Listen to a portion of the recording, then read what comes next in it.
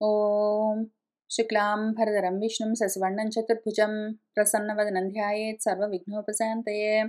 आपदामपहर्तारं दातारं सर्वसम्पदां लोकाभिरामं శ్రీరామం భూయో భూయో నమామ్యహం అని నా రామచంద్రమూర్తికి నమస్కారం చేసుకుని మనము మన రామాయణంలో అయోధ్యాకాండలో రామచంద్రమూర్తి భరతుల వారు మాట్లాడుకుంటూ ఉన్నారు. వశిష్ఠుల వారు పాపము ఆయనకు కూడా లేచారు. రామచంద్రమూర్తిని పిలుచుకుని వెళ్ళాలన్న కోరికతో ఆయన కూడా చెప్పగలిగినవి ఆయన వైపు నుంచి ధర్మాలను ఆయన కూడా చెప్తూ ఉన్నారు. ఆయన ఏం చెప్పారంటే, నాయనా రామ, నీకు కొన్ని మాటలు చెప్తాను విను. ఎవడైనా పుట్టాడంటే వాడికి గురువు అంటే తండ్రి ఒక్కడేగాడు, ముగ్గురు గురువులు ఉంటారు. మాతాపిత ఆచార్య అని, తల్లి తండ్రి ఆచార్యుడు, మాతృదేవోభవ పితృదేవోభవ ఆచార్య దేవోభవ అని, వీళ్ళు ముగ్గురు కూడా గురుస్వరూపాలు. నువ్వు మీ నాన్న చెప్పిన మాట ఒక్కటే వింటాను అన్నప్పుడు కూడా మళ్ళీ నేను తండ్రి స్థానంలోనే ఉన్నాను. కాబట్టి నేను చెప్పేది విను. పైగా శరీరాన్నిచ్చే తండ్రి కన్నా కూడా జ్ఞానపరంగా ఇంకొక దేహాన్ని ఇచ్చే ఆచార్యుడు అంతకన్నా గొప్ప గురువు అని చెప్పబడతాడు నాయన. పైగా నేను సహాహం నీకొక్కడికే గురువును కాదు, నీ గురువైన మీ నాన్నకు కూడా నేను గురువును. నేను మీ నాన్నకు కూడా గురువును, నీకు కూడా గురువును. కాబట్టి నేను చెప్పిన విధంగా నువ్వు ఒకవేళ ప్రవర్తించావంటే ధర్మాన్ని, సత్పురుషుల మార్గాన్ని అతిక్రమించిన వాడివి కావు. ఇదిగో వీళ్ళందరూ పరిషత్తులో ఉన్నవాళ్ళు, ఈ సభలోని వాళ్ళందరూ, మన శ్రేణులందరూ, ద్విజులందరూ నీకోసం ఎదురు చూస్తూ ఉన్నారు. వీళ్ల పట్ల నువ్వు ధర్మాన్ని ఆచరిస్తే అప్పుడు సత్పురుషుల మార్గాన్ని అతిక్రమించి ప్రవర్తించిన వాడివి అవ్వవు. నాయన, వృద్ధులైన వాళ్ళు, నీ తల్లులున్నారు, వాళ్ల పట్ల నువ్వు చేయవలసిన ధర్మాన్ని ఆచరిస్తే సత్పురుషుల మార్గాన్ని అతిక్రమించకుండా ఉంటావు. భరతుడున్నాడు, అడుగుతూ ఉన్నాడు. ఆయన అడిగిన మాటని నువ్వు ఆచరిస్తే సత్పురుషుల మార్గాన్ని ఆచరించిన వాడివి అవుతావు అని ఆయన చెప్తూ ఉంటే రామచంద్రమూర్తి ఆయనకేం జవాబు చెప్పారంటే, అవును, నిజమే మీరు చెప్పింది. అయితే తనయులకు తల్లిదండ్రులు ఎన్నో సేవలు చేస్తారు. వాళ్ళు తల్లిదండ్రులు తనయుల పట్ల ఎటువంటి వృత్తిని అవలంబిస్తారో, ఏ విధంగా తనయులను వాళ్ళు పెంచి పెద్ద చేస్తారో అటువంటి తల్లిదండ్రులకు ప్రతీకారాన్ని, అంటే వాళ్ళు చేసిన సేవకు ప్రత్యుపకారంగా చెయ్యడం అన్నది నా కుదరదు. తల్లిదండ్రులు చేసిన సేవను పుచ్చుకున్న పిల్లలెవరైనా సరే మళ్ళా వాళ్లకు తగిన విధంగా సేవ చేయడం అన్నది, వాళ్ళ రుణం తీర్చుకోవడం అన్నది సులువుగా జరిగే విషయం కాదు. నాకు ఈ అవకాశం ఒకటొచ్చింది, నేను వాళ్లకు ఉపకారం చేసే అవకాశం వచ్చింది. కాబట్టి యథాశక్తి నేను ఆ అవకాశాన్ని పాటిస్తాను, ఆ రుణాన్ని తీర్చుకుంటాను. ఎవరైనా సరే యథాశక్తి ప్రధానైన అన్న వస్త్రాలను ప్రదానం చేయడంతోటో, స్వాపనము పడుకోబెట్టడము, మా నాన్న నాకు ఎన్ని చేశాడు, మా నాన్న నాకు కోరుకున్నవన్నీ ఇచ్చాడు, ఎన్నో ప్రదానాలు చేశాడు. స్వాపనం నన్ను ఎత్తుకుని నిద్రపుచ్చాడు, ఉచ్చాదనము కోరుకున్నవన్నీ ఇచ్చాడు, వస్త్రాలతో సహా నేను ఏవి కావాలనుకున్నానో అవన్నీ. నిత్యము నాతో ప్రియంగా మాట్లాడేవాడు, నన్ను సంవర్ధనైనా వృద్ధి చేశాడు, నన్ను పెంచి పోషించాడు. ప్రధానేన స్వాపన ఉచ్చాదనేన ఆయన నన్ను పోషించాడు. ప్రియవాదేన నన్ను పెంచాడు. యథాశక్తిగా ఆయనకున్నంతలో నన్ను ప్రేమగా పెంచాడు. అటువంటి వాడి రుణం తీర్చుకునే అవకాశం వచ్చింది, నేను తప్పనిసరిగా చేస్తాను. సహ హి రాజా జనయితా పితా దశరథః మమ ఆజ్ఞాతం యత్ మయా తస్య న తత్ మిథ్యా భవిష్యతి.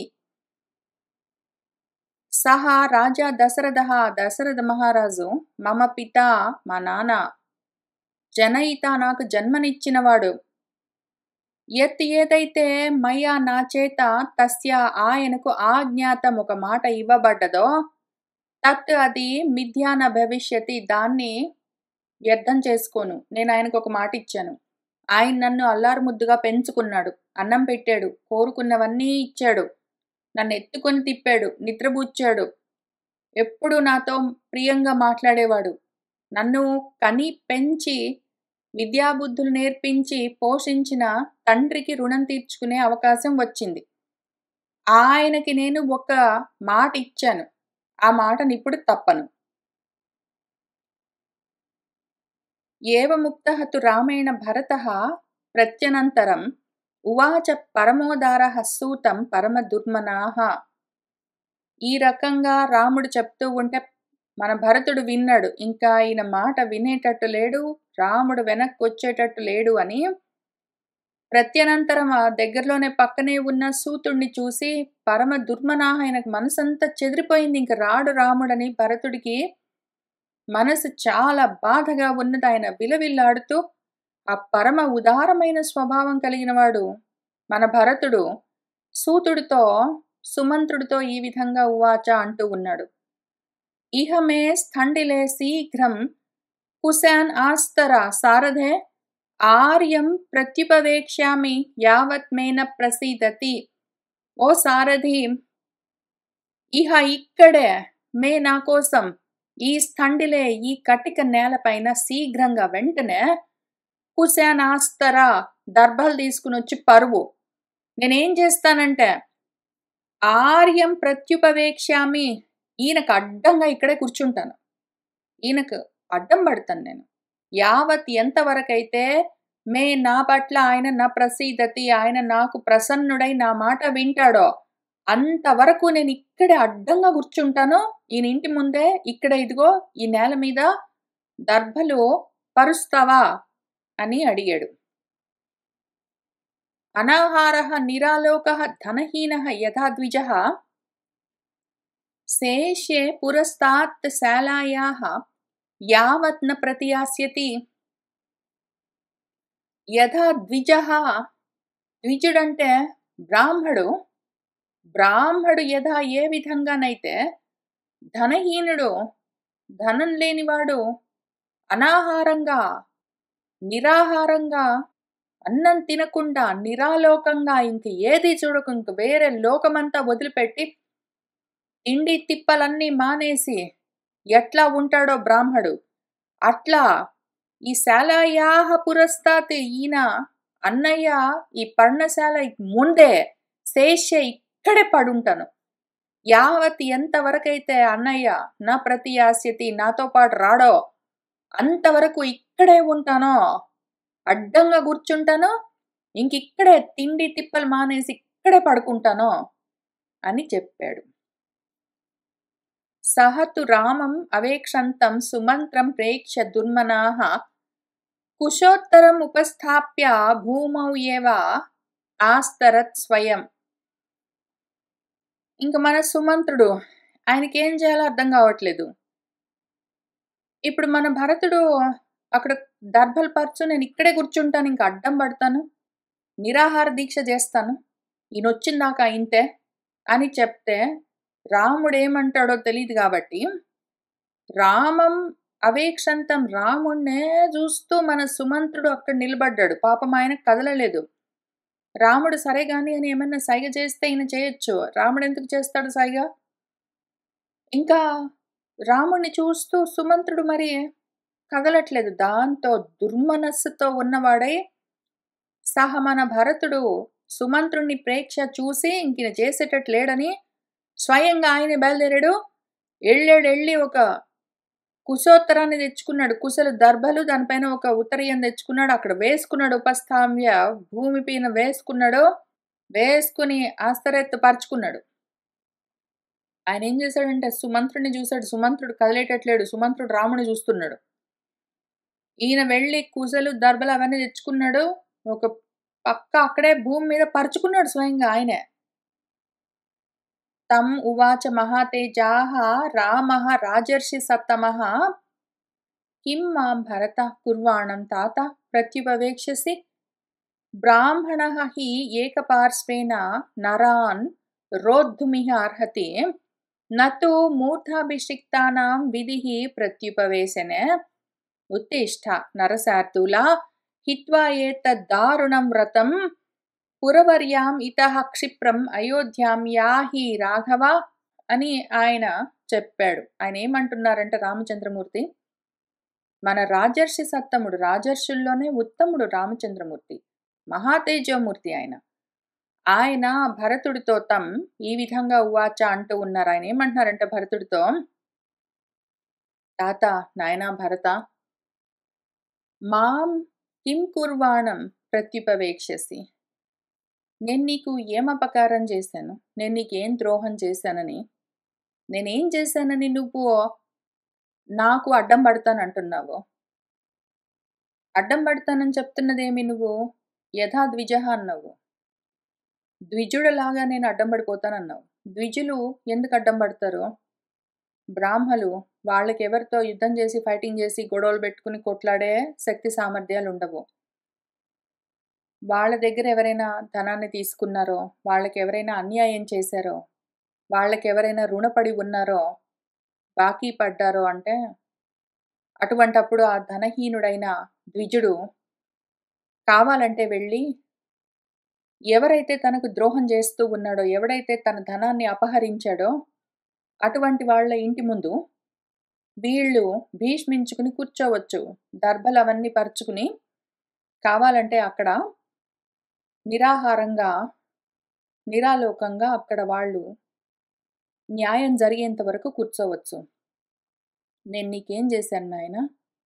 నేనేం చేశానని నువ్వు నాకు అడ్డం పడతానంటున్నావు? అడ్డంగా కూర్చుంటాను, పోనివ్వను అంటున్నావంటే నేను నీకేమైనా రుణపడ్డానా? నీదేమైనా నేను ధనాన్ని పుచ్చుకున్నానా? ఎందుకని అట్లా చేస్తానంటున్నావు నాయన?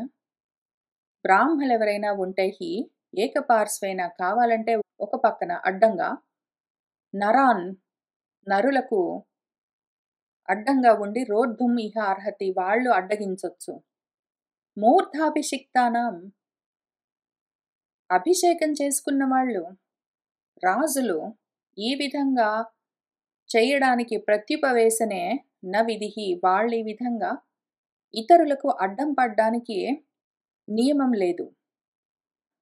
నువ్వు క్షత్రియుడివి, నేను నీకేమైనా రుణపడి ఉంటే, నీ ధనాన్ని నేను అపహరిస్తే, నీకు ద్రోహం చేస్తే అడ్డంగా కూర్చోవలసిన అవసరం లేదు. ఈ విధి నీకు చెప్పలేదు క్షత్రియుడివి కాబట్టి. నువ్వు కావాలంటే నా దగ్గరుంటే, నేను నీవేవైనా పుచ్చుకుంటే కావాలంటే తీసుకో. అంతేగాని నువ్వు అడ్డంగా కూర్చుంటానంటే, ద్విజుల్లాగా అడ్డంగా కూర్చున్నానంటే ద్విజులకు వాళ్ళ ధనాన్ని ఎవరైనా దోచుకుంటే దాన్ని తిరిగి సాధించుకోవడం కోసము ప్రాయోపవేశం చేస్తూ దర్భల మీద అడ్డంగా కూర్చోవచ్చు. నేను నీవి ఏవి తీసుకున్నాను నాయనా? నేను నీ దగ్గర ఏమి తీసుకున్నాను? నేను నీకు ఏ విధంగా రుణపడి ఉన్నాను? నా మీద నీకు ఏమి హక్కున్నది? ఎందుకని అడ్డం పడతానంటున్నావు?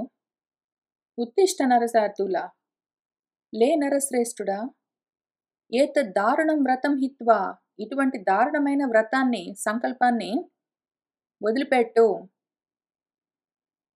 ఇతః ఇక్కడి నుంచి క్షిప్రం వెంటనే, ఓ రాఘవ, పురవర్యాం అయోధ్యాం యాహి, ఆ శ్రేష్టమైన పురము అయోధ్య నగరము అక్కడికి వెళ్ళు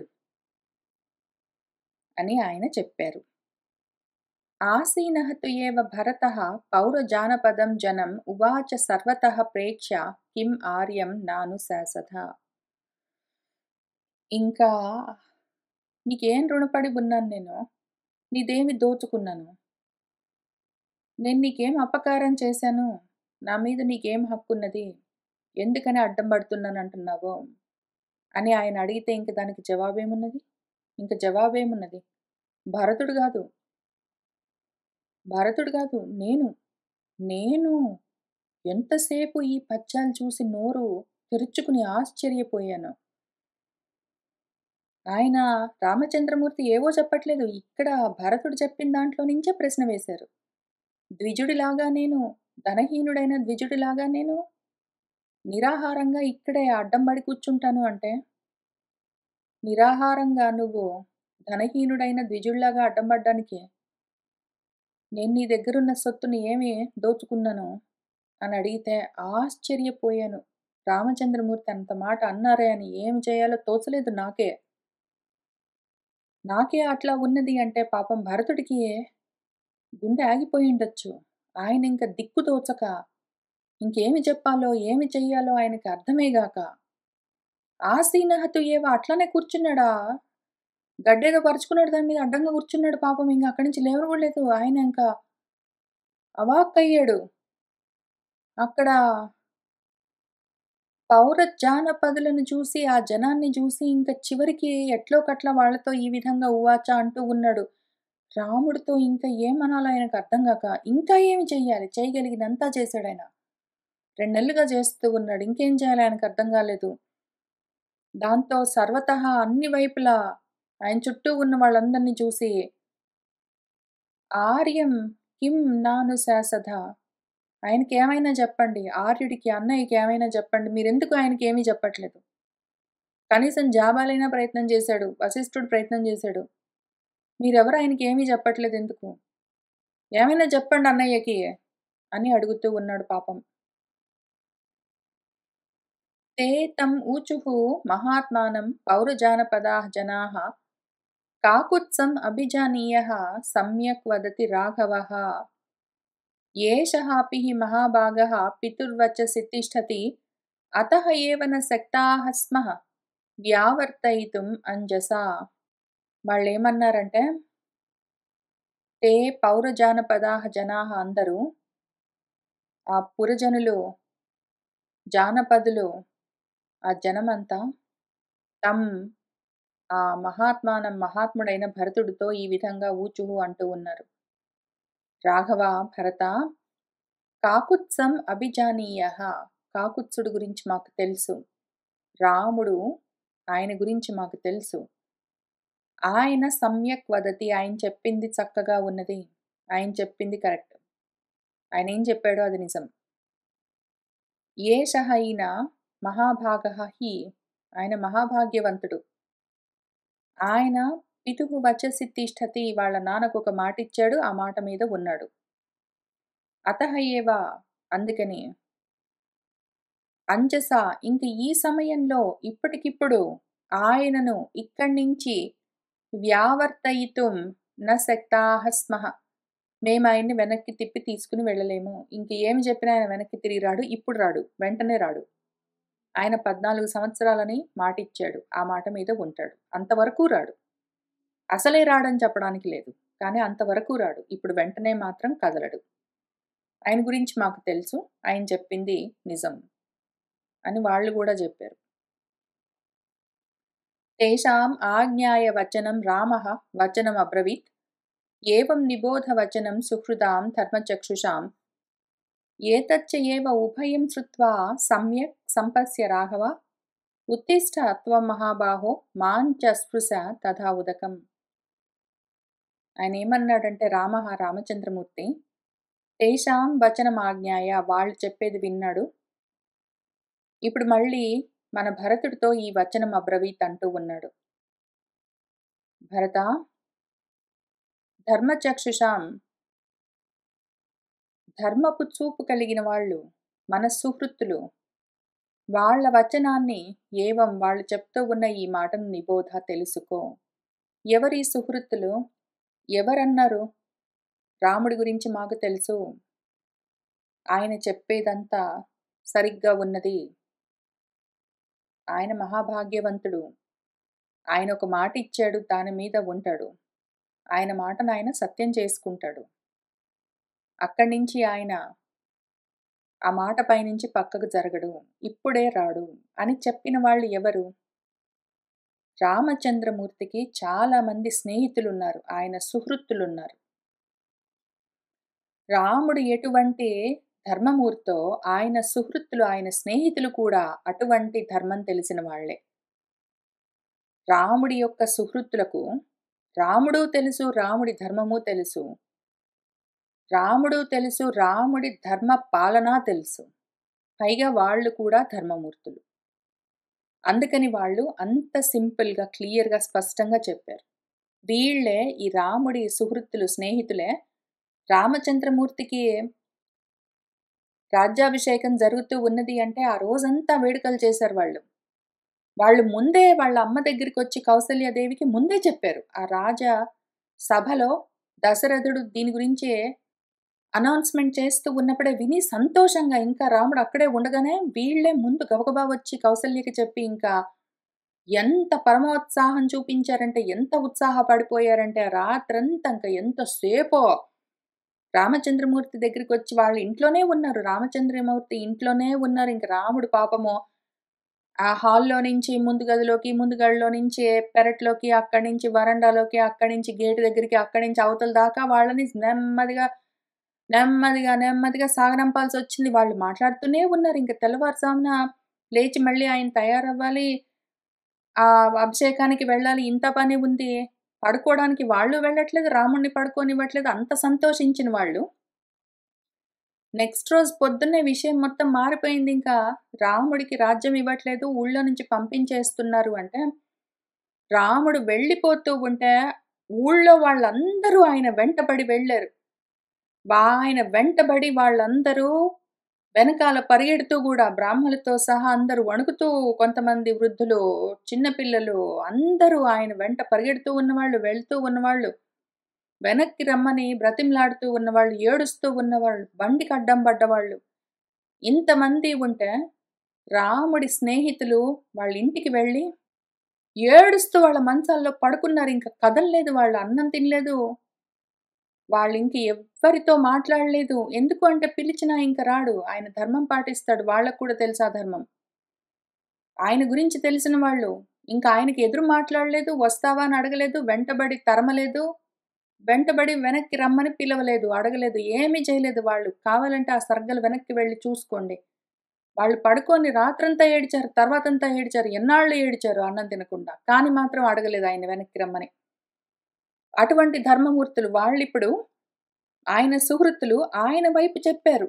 ఆయన వైపు మాకు రాముడి గురించి తెలుసు. ఆయన తెలుసు. ఆయన ధర్మం తెలుసు.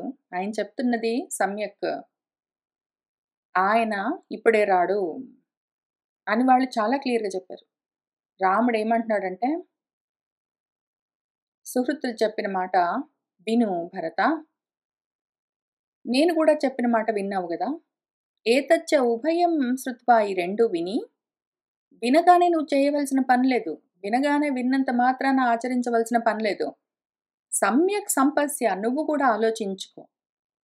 నేనేం చెప్పానో ఆలోచించుకో. వీళ్ళేం చెప్తున్నారో విని ఆలోచించుకో. అర్థం చేసుకో. అర్థం చేసుకుని రాఘవ ఉత్తిష్ట ఇంకలే మహాబాహో నన్ను తాకు. తర్వాత ఉదకాన్ని తాకు. నువ్వు నేను నీకు రుణపడి ఉన్నానన్నట్టుగా అడ్డం పడతానని ప్రతిజ్ఞలన్నీ చేశావు. ఆ పాపము పరిహారం అవ్వడం కోసము నన్ను తాకి, నీటిని తాకి ఇంక బయలుదేరు అని ఆయన చెప్తూ ఉన్నారు. ఇక్కడ పోయిన వారము నేను కొన్ని శ్లోకాలు చూపిస్తాను రామచంద్రమూర్తి ధర్మం గురించి అని చెప్తూ వెళ్ళాను. ఇప్పుడు గుర్తుకొచ్చాయి. వాటిని చూపిస్తాను. రామచంద్రమూర్తి ధర్మము ఆయన ఎట్లా పాటిస్తారు? ఆయన ధర్మాన్ని పాటిస్తూ ఉంటే ఆయన చుట్టూ ఉన్నవాళ్ళు కూడా వారి ధర్మాల్ని ఎట్లా ఆచరించుకునేందుకు అవకాశం కలుగుతుంది అని మనకి 2 ముఖ్యమైన చోట్ల ఒక శ్లోకమున్నది. కొంత తేడాతో అదే శ్లోకాన్ని 2 చోట్ల రాశారు. చూపిస్తాను. ఇక్కడ బాలకాండలో మొదటి సర్గలో అసలు రామాయణం మొదలవుతూ ఉండగానే 13, 14 శ్లోకంలో 13 శ్లోకంలో చివరి పాదము 14వ శ్లోకంలో చివరి పాదము ఉంటుంది. పెంచుతున్నాను. ఇందులో రక్షితా జీవలోకస్య ధర్మస్య పరిరక్షిత రక్షిత స్వస్య ధర్మస్య స్వజనస్య చ రక్షిత అని ఉంటుంది ఈ శ్లోకం. ఆయన జీవలోకాన్ని రక్షిస్తాడు, జీవలోకం యొక్క ధర్మాన్ని కూడా రక్షిస్తాడు. ఆయన తన ధర్మాన్ని రక్షించుకుంటాడు, తన వారి ధర్మాన్ని కూడా రక్షిస్తాడు. ఆయన తన ధర్మాన్ని రక్షిస్తూ ఉంటే, ఆయన తన ధర్మాన్ని కాపాడుకుంటూ ఉంటే, అంటే తన ధర్మాన్ని సత్యంగా ఆయన ఆచరిస్తూ ఉంటే, తన చుట్టూ ఉన్న వారి ధర్మం కూడా కాపాడబడుతుంది అని ఈ మొదటి సర్గలో, రామాయణంలో మొట్టమొదటి సర్గలో ఉన్న శ్లోకం. మళ్ళీ ఇక్కడ సుందరకాండలో 31వ సర్గలో మన సీతమ్మ హనుమంతుల వారు మాట్లాడుకుంటూ ఉన్న సమయంలో కూడా సీతమ్మ అక్కడ కూర్చున్న చెట్టు కింద ఏడుస్తూ ఉంటే, రామచంద్రమూర్తి గురించి చెప్తూ ఉన్న సమయంలో ఆంజనేయ స్వామి ముందుగా చెప్పిన విషయం ఇది. మళ్ళీ ఇది కూడా ఇక్కడ 7వ శ్లోకంలో మళ్ళీ అదే ఉంటుంది. రక్షిత స్వస్య ధర్మస్య స్వజనస్య చ రక్షిత. తన ధర్మాన్ని ఆయన కాపాడుకుంటూ ఉంటాడు కాబట్టి తన వాళ్ళందరి ధర్మం కూడా కాపాడబడుతూ ఉంది అని. దీని గురించి అసలు నిలువెత్తు అద్దం లాంటి పరిస్థితి ఇది. ఎక్కడ రామచంద్రమూర్తి తన ధర్మాన్ని పాటిస్తూ తన చుట్టూ ఉన్న వాళ్ళ ధర్మాన్ని కూడా ఎట్లా రక్షిస్తాడు అని ప్రశ్న వస్తే, మన వాల్మీకి మహర్షి 2 చోట్ల చెప్పాడు. 2 ముఖ్యమైన చోట్ల అసలు రామాయణం మొదలు పెడుతూ చెప్పాడు. సుందరకాండలో సీతమ్మతో ఆంజనేయ స్వామి మాట్లాడడం మొదలు పెడుతూ చెప్పాడు. అటువంటి 2 ముఖ్యమైన ప్రదేశాల్లో ఇది ఒక్కటే మాటని మళ్ళీ మళ్ళీ చెప్పాడంటే వాల్మీకి మహర్షి, అది ఎక్కడ ఉన్నది, రామచంద్రమూర్తి ఎక్కడ ఆచరించి చూపించారు అని మనకు అసలు అనుమానం కూడా రావాల్సిన పని లేదు. ఆయన ఇదిగో అయోధ్యకాండ మొదలైనప్పటి నుంచి అదే పనిలో ఉన్నారు. ఆయన వాళ్ళ నాన్న కైకేయికి ఇచ్చిన మాట, అడవికి వెళ్ళు అంటే వెళ్తూ ఉన్నాడు. ఇంతే విషయం. సరే అన్నాడు. ఆ సమయంలో ఇంకొక మాట కూడా చేశాడు ఆయన.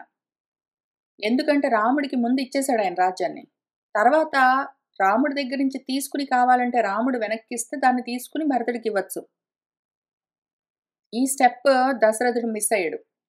అయితే రాముడే ఆలోచించుకుని, నేను వదిలిపెట్టేసిన రాజ్యాన్ని భరతుడికి ఇవ్వో, నేను వదిలిపెట్టేసిన రాజ్యాన్ని భరతుడికి ఇవ్వో అని చాలాసార్లు అందరూ వినే విధంగా, ప్రతి వాళ్లకు తెలిసే విధంగా చెప్తూ వచ్చాడు. దాంతో ఏమైంది, ఆ రాజ్యాన్ని రాముడు వదిలిపెట్టేశాడు కాబట్టి అది మళ్ళీ దశరథుడిదే. దశరథుడు ఎవరికైనా ఇచ్చుకోవచ్చు. ఆ విధంగా అసత్యం జరగదు అక్కడ. రెండోది, రాముడు అడవికి వెళ్ళాలని కైకేయికి ఇచ్చాడు మాట దశరథుడు. రాముడు అడవికి వెళ్తే అప్పుడు కైకేయికి ఇచ్చిన మాట దశరథుడిది నిలబడుతుంది. అందుకోసం మళ్ళీ రాముడు సరే వెళ్తాను అన్నాడు. రాముడు సరే వెళ్తాను అన్నాడు కాబట్టి ఆయన తన మాటను, తనిచ్చిన మాటను తను ఆచరించాడంటే, ఇచ్చిన మాటను ఆచరించడము సత్యం వద ధర్మం చర అన్న ఒక 2 విషయాలుగా కూడి ఉన్న ధర్మము నెరవేరుతుంది. చెప్పిన మాటను ఆచరించారంటే, ఏది చెప్పారో అది చేశారంటే సత్యం వద ధర్మం చర 2 అవుతాయి. ఆయన వెళ్తాను అడవికి అన్నాడు. ఆ మాటను ఆయన నిజంగా అడవికి వెళ్ళి ఆ 14 సంవత్సరాలు అక్కడ ఉండి నెరవేర్చాడంటే తన సత్యము తన ధర్మము నిలబడుతుంది. దాంతో ఏం జరుగుతుంది, నెక్స్ట్ స్వస్య ధర్మం రక్షించుకున్నాడు కాబట్టి తర్వాత ఎందుకు ధర్మాన్ని రక్షించుకోవడం అంటే ఏంటి, అన్న మాటను ఆచరించడము ధర్మాన్ని కాపాడుకోవడం. అన్న మాటని ఆచరించకపోతే అన్న మాట మారిపోతుంది, అది అసత్యం అవుతుంది. దాంతో అన్నది చేయలేదు కాబట్టి ఇది అధర్మం అవుతుంది. అన్న మాటను ఆచరించడమే ధర్మాన్ని రక్షించుకోవడం. ఆయన అట్లా చేసేసరికి ఏమైంది, తన స్వజనులు ఉన్నారు, వాళ్ళ నాన్న వాళ్ళ నాన్న కైకేయికి ఇచ్చిన మాట నిలబడుతుంది. అప్పుడు వాళ్ళ నాన్న ఇచ్చిన మాట నిలబడితే అది సత్యం అవుతుంది. ఆయన అన్నట్టు ఆచరించినట్టు అవుతుంది గాబట్టి ధర్మం అవుతుంది. అప్పుడు వాళ్ళ నాన్న గూడా సత్యంలో, ధర్మంలో నిలబడొచ్చు. స్వజనుల యొక్క ధర్మం కాపాడబడుతుంది. రెండోది ఆయన అడవికి వెళ్ళిపోతే భరతుడు రాజ్యం చెయ్యొచ్చు. దాంతో ఏమవుతుంది? వాళ్ళ నాన్న కైకేయికిచ్చిన ఇంకొక మాట భరతుడికి రాజ్యం ఇస్తానని. అది మళ్ళీ దశరథుడి పరంగా సత్యము, ధర్మము అవుతుంది. భరతుడు గూడా తన మాటని తను ఇవ్వలేదు ఆ మాట. కానీ తండ్రి మాటను ఆయన గూడా నిలబెట్టేందుకు అవకాశం ఉంటుంది. ఆ విధంగా భరతుడి యొక్క ధర్మాన్ని కూడా ఈయన కాపాడినట్టవుతుంది.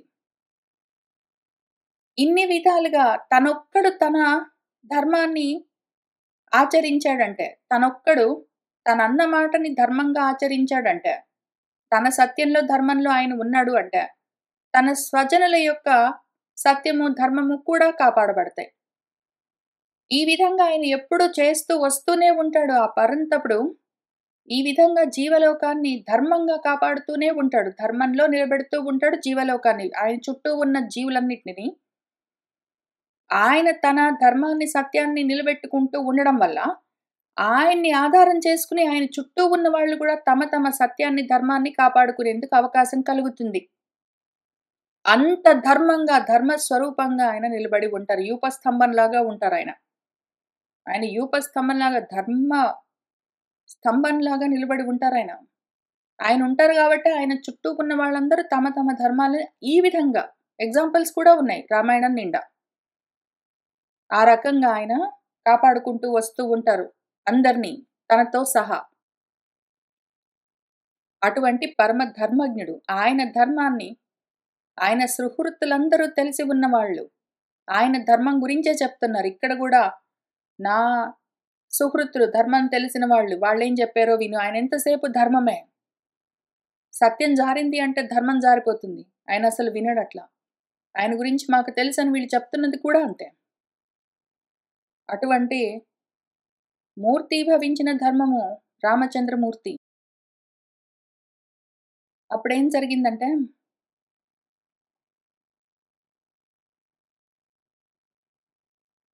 లే మరి బయలుదేరు అని ఆయన చెప్పారు.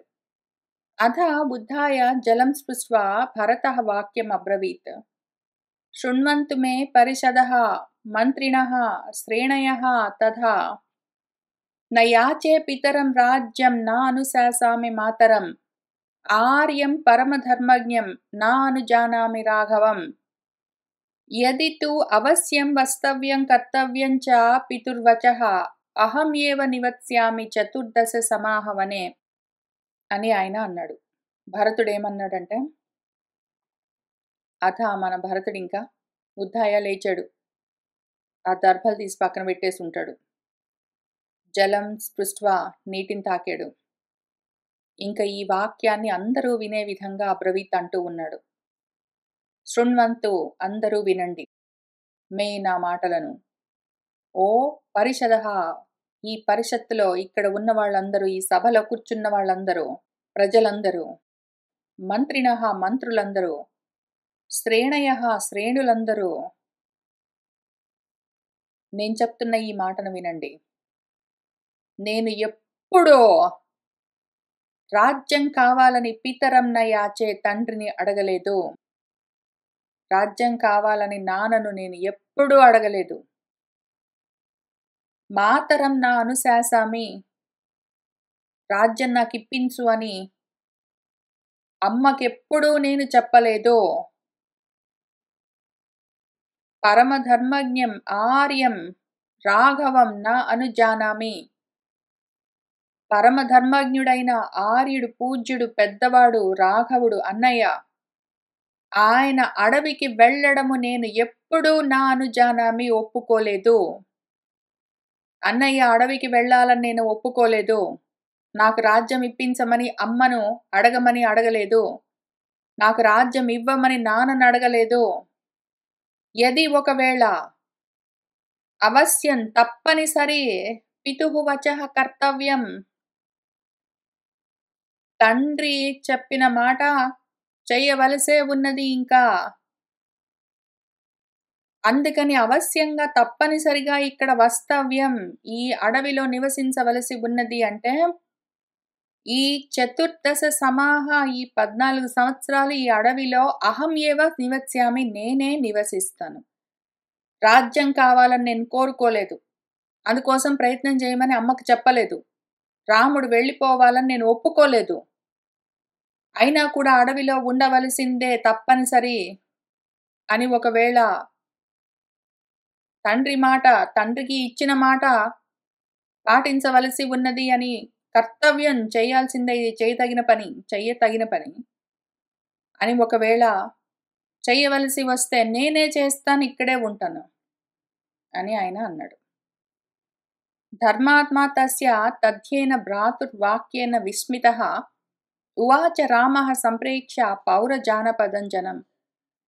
మన ధర్మాత్ముడు రాముడు తస్య భ్రాతుః, తమ్ముడు, తథ్యేన, ఇంకా ఇది తథ్యం, ఇంక దీనికి తిరుగులేదు అన్నట్టుగా చెప్తున్నాడు. ఒకవేళ ఇక్కడ ఉండడం ఒకవేళ అవశ్యమైతే, తప్పనిసరి అయితే నేనే ఉంటాను అని ఆయన తథ్యం అన్నట్టు చెప్తూ ఉంటే, ఆ నా మాటతో రాముడు ఆశ్చర్యపోయాడు. ఇంత చెప్తుంటే మళ్ళీ ఇక్కడికే వచ్చాడని ఆయన పౌరజానపదులందరినీ, జనాలందరినీ సంప్రేక్ష చూసి వాళ్లతో ఈ విధంగా ఉవాచ అంటూ ఉన్నాడు. భరతుడు వినట్లేదని రాముడు వాళ్లతో అంటూ ఉన్నాడు. పోనీ లౌకికంగా ఒక విషయం చెప్తాను, వినండి మీరందరూ. విక్రీతం ఆహితం క్రీతం యత్ పిత్రా జీవతా మమ న తత్ లోపయితుం శక్యం మయా వా భరతేన వా. ఉపదిహి న మయా కార్యః వనవాసే జుగుప్సితః యుక్తం ఉక్తం చ కైకేయ్యా పిత్రా మే సుకృతం కృతం. జానామి భరతం క్షాంతం గురుసత్కారకారిణం సర్వం ఏవ అత్ర కళ్యాణం సత్యసంధే మహాత్మని. అనేన ధర్మశీలేన వనాత్ ప్రత్యాగతః పునః భ్రాత్రా సహ భవిష్యామి పృథివ్యాః పతిః ఉత్తమః. వృతః హి రాజా కైకేయ్యా మయా తత్ వచనం కృతం అనృతాత్ మోచయ అనేన పితరం తం మహీపతిం అని ఆయన అన్నారు. ఆయన ఏమంటున్నారంటే, అంటే ఆయన ఉన్నప్పుడు ఏదో మాట ఇచ్చాడు, ఆయన చనిపోయాడు కదా, ఇప్పుడు పర్వాలేదు మాట మార్చేసుకోవచ్చు అని అనడానికి వీల్లేదు. పోనీ లౌకికంగా చూద్దాం. లోకంలో ఒక ఆయన బ్రతికున్నాడు అనుకోండి. ఆయన బతికున్నప్పుడు ఏదో క్రీతం కొనుక్కున్నాడు, ఏదో ఆహితం, ఏదో కుదువ పెట్టుకున్నాడు, ఏదో విక్రీతం, ఏదో అమ్ముకున్నాడు.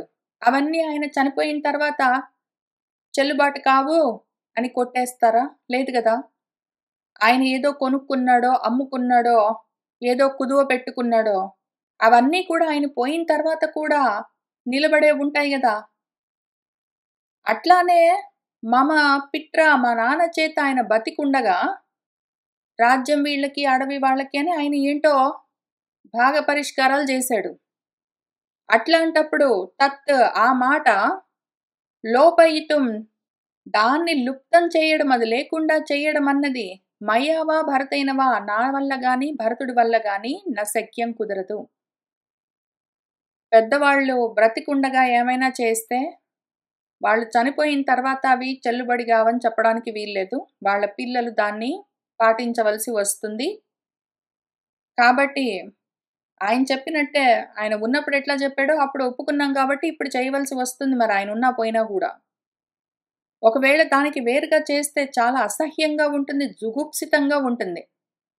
ఒకవేళ వనవాసం చేయవలసే వస్తే అది కర్తవ్యమే అయితే, వస్తవ్యమైతే నేనే వాసిస్తాను అని అనడానికి వీల్లేదు. ఈ వనవాసం విషయంలో ఉపదిహి అంటే ప్రాక్సీగా ఇంకెవరినైనా ఉంచడము, ప్రతినిధిగా నా బదులు ఇంకెవరైనా చేయడము ఈ పని అన్నది మయా, నాకు కార్యహన్నా, చేయవలసింది కాదు, అట్లా చేయడానికి కుదరదు. వనవాసం చేయాలి కాబట్టి రాముడు కాకపోతే ఇంకెవరైనా సరే ఆయన బదులు ఇంకోళ్ళు చేయొచ్చు అన్నది కుదరదు. రాముడే చెయ్యాలి. వనవాసం రాముడు చెయ్యాలి అని అక్కడ నిర్ణయించబడ్డది. రాముడు కాకపోతే ఇంకొకళ్ళు ఎవరైనా చేస్తారు? ఎట్లో ఒకట్ల వనవాసం కదా చేయడము. వనవాసం చేయడం ముఖ్యం కాబట్టి ఎవరో ఒకళ్ళు చేస్తారు అని అట్లా మాట మార్చేయడం జుగుప్సితం. జుగుప్సితం అంటే గోప్తుమిచ్చ జుగుప్స. అంటే దాచిపెట్టుకోవలసిన పని. చెప్పుకోరాని పని అని అర్థం. చెప్పుకోరాని పనది. చెప్పుకోవడానికి వీలు లేకుండా ఉంటుందది. అవధ్యం. తప్పు అట్లా చేయడానికి వీల్లేదు. నా బదులు ఇంకొకళ్ళు చేయడం ఏంటి? రాముడు చేయాలి వనవాసం. రాముడే చేస్తాడు వనవాసం. మాట మార్చేది లేదు మళ్ళీ అందులో. పైగా ఇంకొక మాట చెప్తున్నాను. నేను బాధపడుతూ వనవాసం చేయట్లేదు. కైకేయి చెప్పింది యుక్తమైన విషయమే. కైకేయి చేత చెప్పబడ్డది. కైకేయ్యా ఉక్తం యుక్తమే. ఆమె మంచి మాటే చెప్పింది. మే పిత్ర సుకృతం కృతం. నాన్న చేసింది మంచి పనే. అమ్మ చెప్పింది యుక్తమైన మాట. నాన్న చేసింది మంచి పనే. జానామి భరతం క్షాంతం. భరతుడు క్షమాగుణం కలిగినవాడు. గురు సత్కారకారిణం. పెద్దలను సత్కరించే లక్షణం ఉన్నవాడు. సత్యసంధుడైన మహాత్ముడైన భరతుడిలో సర్వము కళ్యాణమే ఉన్నది.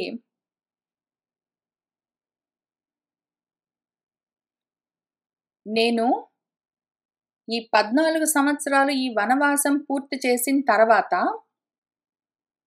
పునః తిరిగి ప్రత్యాగతః వనాత్. ఈ అడవి నుంచి వనం నుంచి వెనక్కి తిరిగి వచ్చిన వాణ్ణై అనేన ధర్మశీలేన భ్రాత్రా సహా. ఈ ధర్మమూర్తి ధర్మశీలం ధర్మం ఆచరించడమే లక్షణంగా కలిగిన వాడైన నా సోదరుడు భరతుడు ఆయనతో సహా కలిసి ఈ పృథివికి ఉత్తమమైన పతిగా రాజుగా భవిష్యామి కాగలను. భరతుడు దయ కలిగినవాడు, ధర్మమూర్తి. ఆయనకి శాంతి ఎక్కువ, సహనం ఎక్కువ. ఇప్పుడు నేనిక్కడ వనవాసం చేయాలి కాబట్టి నేనే చేస్తాను. నా బదులు ఇంకెవరు చేయడానికి వీల్లేదు. అయితే 14 సంవత్సరాలు పూర్తయిన తర్వాత నేను తిరిగి వచ్చి భరతుడితో సహా ఈ రాజ్యాన్ని పాలిస్తాను. ఈలోగా మయా నా చేత కైకేయి చేత రాజుగారు వృతహి 2 కోరికలు కోరుకోబడ్డాడు. మయా నా చేత 2 కోరికల్లో ఒకటి ఆ వచనము మయా నా చేత కృతం జరపబడ్డది. ఆయన కైకేయికి 2 కోరికలు ఇచ్చాడు. కైకేయి 2 కోరుకున్నది రాజును. ఒకటి, నేను అడవికి వెళ్ళాలి కాబట్టి నేను అడవికి వచ్చాను. నా చేత నా భాగము పూర్తయింది. ఇప్పుడు నువ్వు వెళ్ళి రాజ్యాన్ని చేశావంటే దాంతో ఆ 2వ భాగం కూడా పూర్తవుతుంది. ఈ విధంగా ఆ మహీపతిని రాజును పితరం తండ్రిని ఆయన రాజుగా తండ్రిగా 2 విధాలుగా శాసించాడు. కాబట్టి దాన్ని పాలించడం వల్ల ఆయనను అనృతంలో నుంచి అబద్ధంలో నుంచి అనిన ఈ యొక్క అసత్యంలో నుంచి మోచయ విడిపించు. ఆయన 2 మాటలు ఇచ్చాడు, చనిపోయాడు. అవి తీరకపోతే ఆయన అసత్యంలోకి వెళ్ళిపోతాడు, అధర్మంలోకి జారిపోతాడు. ఆయన మాట నిలబెడితే ఆయన కూడా సత్యంలో ధర్మంలో నిలబడతాడు. అందుకని నువ్వేం చెయ్యి, తండ్రి ఆయన రాజు కూడా, తండ్రిగా రాజుగా ఆయన చేసిన శాసనాన్ని నువ్వు ఒకవేళ పాటించావంటే పుత్రుడిగా ప్రజలుగా, ఆయన రాజు అయితే నువ్వు ప్రజ, ఆయన తండ్రి అయితే నువ్వు పుత్రుడు. ఈ 2 విధాలుగా నీ కర్తవ్యం, ఇది నీ ధర్మం. ఈ ధర్మాన్ని నువ్వు పాటించుకోవచ్చు, పైగా ఆయన ధర్మాన్ని కూడా నువ్వు నిలబెట్టొచ్చు. అందుకని ఈ విధంగా చేయమని చెప్తున్నారు. మళ్ళీ రామచంద్రమూర్తి ఇంతే విషయము. రక్షిత స్వస్య ధర్మస్య స్వజనస్య చ రక్షిత చేస్తూ ఉంటారు ఆయన. ఎప్పుడు ఇదే చేస్తారు. ఎప్పుడూ ఇదే పనిలో ఉంటారు. ఆ విధంగా ఆయన చెప్పారు. అన్న చోట ఈ సర్గ పూర్తయింది. ఇత్యార్షే శ్రీమద్ రామాయణే వాల్మీకి ఆదికావ్యే అయోధ్యాకాండే ఏకాదశోత్తర శతతమ సర్గ సంపూర్ణం. ఇప్పుడు ఏం జరిగిందో చూద్దాం. తం అప్రతిమ తేజోభ్యాం భ్రాతృభ్యాం రోమహర్షణం విస్మితాః సంగమం ప్రేక్ష్య సమవేతాః మహర్షయః. తం వాళ్ళిద్దరూ ఎట్లా ఉన్నారు అంటే అప్రతిమమైన తేజో మూర్తులిద్దరు, సాటిలేని తేజస్వరూపాలు. ఆ ఇద్దరు సోదరులు వాళ్ళను చూస్తూ ఉంటే రోమహర్షణము, ఒళ్ళు గగురు పొడుస్తూ ఉన్నది. అసలు వాళ్ళిద్దరి సంగమము, వాళ్ళిద్దరు ఎట్లా కలిసి ఉన్నారు అన్న తమ్ముళ్ళు. పిడికెడంతా ధనం కోసము, ఏదో అరచేయంత పొలం కోసము, ఉండి లేని ఆస్తుల కోసము జీవిత పర్యంతము దెబ్బలాడుకునే సోదరులను, దాయాదులను చూస్తూ ఉండే ఈ లోకంలో ఇద్దరు అన్నా తమ్ముళ్ళు ఎంత చక్కగా, ఎంత సఖ్యంగా కూడి ఉన్నారు. వాళ్ళ సంగమం చూస్తూ ఉంటే, దాన్ని ప్రేక్ష చూసి అక్కడ సమవేతాః మహర్షయః, అక్కడ సమావేశమైన మహర్షులందరూ విస్మితాః ఆశ్చర్యపోయారు. అయితే వీళ్ళు ఆశ్చర్యపోతున్నారు. సుహృత్తులు ఇది మంచే అని చెప్తున్నారు. చెప్పగలిగిన వాళ్ళందరూ రాముడిని వెనక్కి రమ్మని చెప్తున్నారు. భరతుడు చెప్పగలిగిన ధర్మాలు చెప్పారు. రాముడు చెప్పగలిగిన ధర్మాలు చెప్పారు. ఇంక ఈ ధర్మాల్లో నుంచి బయటికి, ఈ ధర్మాలన్నీ ఎవరి పరంగా వాళ్ళు ధర్మాలు చెప్తున్నారు. దీనికి అంతు లేకుండా ఉన్నది. దీనికి సొల్యూషన్ కావాలి. అందుకని అప్పుడేం జరిగిందంటే, మన భరతుడు ఇంకా చెప్పగలిగినంత చెప్పాడు. మిగిలిన వాళ్ళతో చెప్పించాడు. రామచంద్రుడి వైపు ఆయన చెప్పారు. ఆయన స్నేహితులు చెప్పారు. అయితే ఇంకిక్కడి నుంచి ఎక్కడికి వెళ్ళాలి? అందుకని ఈ ఇద్దరిలో ఏ ధర్మం నిలబడుతుంది అన్నది నిష్పక్షపాతంగా, నిష్పాక్షికంగా చెప్పేవాళ్ళు కావాలి. రామచంద్రమూర్తి నిష్పాక్షికంగానే చెప్తూ ఉన్నా కూడా ఇక్కడ రామచంద్రమూర్తి పైన ఎక్స్పెక్టేషన్స్ ఉన్నాయి మరి. అందుకని ఇంకెవరైనా కావాలి. అట్లాంటి వాళ్ళు ఇప్పుడు లేచారు. అంతర్హితాః మునిగణాః సిద్ధాః చ పరమర్షయః తౌ భ్రాతరౌ మహాత్మానౌ కాకుత్సౌ ప్రశంసిరే. పరమఋషులు, సిద్ధులు, మునిగణాలున్నాయి. వాళ్ళందరూ అంతర్హితంగానే ఉండి, అంటే అంతర్ధానంగా ఉండి, అశరీర వాక్కులతో అక్కడ ఈ అయోధ్య పురవాసులు, ఆ రాజ్యంలోని జానపదాల్లోని ప్రజలు, జానపదులు మొత్తం అందరూ వచ్చారు. మహర్షులు, మంత్రులు, పురోహితులు, తల్లులు, ప్రజలు అందరూ వచ్చారు. వీళ్ళందరూ కనిపిస్తున్నారు. అయితే ఇంతకాలంగా, ఇంతవరకు రామచంద్రుడు, భరతుడు, మిగిలిన వాళ్ళు మాట్లాడుకుంటూ ఉంటే అక్కడే అవ్యక్తంగా ఉండి ఇవన్నీ చూస్తూ వింటూ ఉన్న వాళ్ళు ఉన్నారు. వాళ్ళందరూ ఇప్పుడు కనిపించకుండానే అంతర్ధానంగా ఉండే, అంతర్హితంగా ఉండే వాళ్ళు చెప్తూ ఉన్నారు. అక్కడ ఉన్న ఆ ఇద్దరు సోదరులను, ఆ మహాత్ములను, కాకుత్సులను ప్రశంసిస్తూ తర్వాత జరగవలసింది వాళ్ళు చెప్తూ ఉన్నారు. సహ ధన్యః యస్య పుత్రౌ ద్వౌ ధర్మజ్ఞౌ ధర్మవిక్రమౌ శ్రుత్వా వయం హి సంభాషాం ఉభయోః స్పృహయామహే. కులే జాతా మహాప్రాజ్ఞా మహావృత్తా మహాయశః గ్రాహ్యం రామస్య వాక్యం తే పితరం యది అవేక్షసే. సదా అనృణం ఇమం రామం వయం ఇచ్ఛామహే పితుః